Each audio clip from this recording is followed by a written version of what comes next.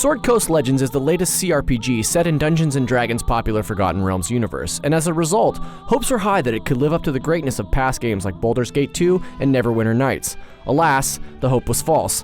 While Sword Coast Legends exhibits a good knowledge of D&D lore and features some attractive settings, it falls short on almost every other regard, from combat to user-generated content.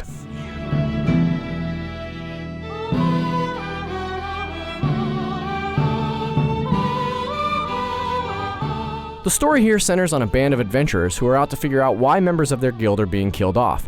I bet severed hands are great with... I can't even finish the thought. It's both humorous and weighty in spots, but a tad cliched, which may be an unfortunate side effect of the Forgotten Realms universe being so widely imitated elsewhere. It's also disappointingly linear.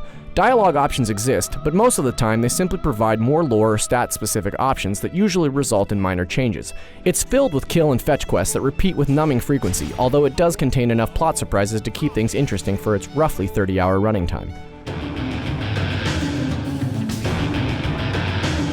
That wouldn't be so bad if combat didn't grow dull almost immediately. It's technically based on the rule set for the 5th edition of Dungeons & Dragons, but in practice it represents an unfulfilling compromise between the hectic action of games like Diablo 3 and the frequent pauses for barking out orders in a game like Pillars of Eternity. Anyone over there? What's up? In the process of trying to capture elements of both styles, it loses the appeal of either. Part of the problem with the combat is that it's heavily cooldown based and dependent on a relatively small pool of abilities chosen from short skill trees. As a result, most battles tend to kick off with a big burst of abilities, followed by a long wait through a bunch of boring auto attacks until a new cooldown ability becomes available. There's very little real strategy involved, apart from bringing along a lot of potions and making sure that everyone has self-heal abilities. Since enemies have massive health pools, it results in combat that's more annoying than fun. When a battle's over, menus sometimes sloppily overlap and make it difficult to accept the loot you've earned.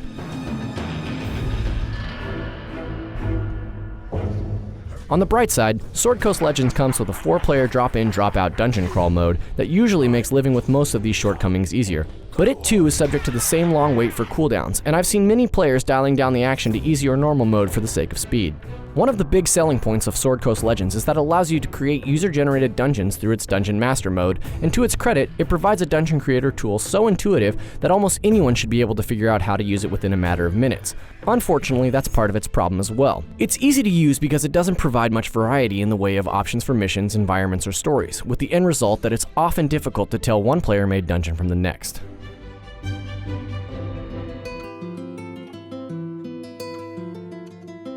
Sword Coast Legends has some pretty scenery and an obvious love for the Forgotten Realms setting, but it never manages to overcome the shortcomings of its humdrum, cooldown-based combat. In general, it's usually content to provide only the most basically serviceable experience, without going into the details that would have made it both fun and memorable, and its user-friendly dungeon creator doesn't let you do anything more than churn out forgettable cookie-cutter campaigns. Considering the storied legacy of D&D CRPGs, that's a tragedy. For all your Sword Coast Legends needs, stay right here on IGN.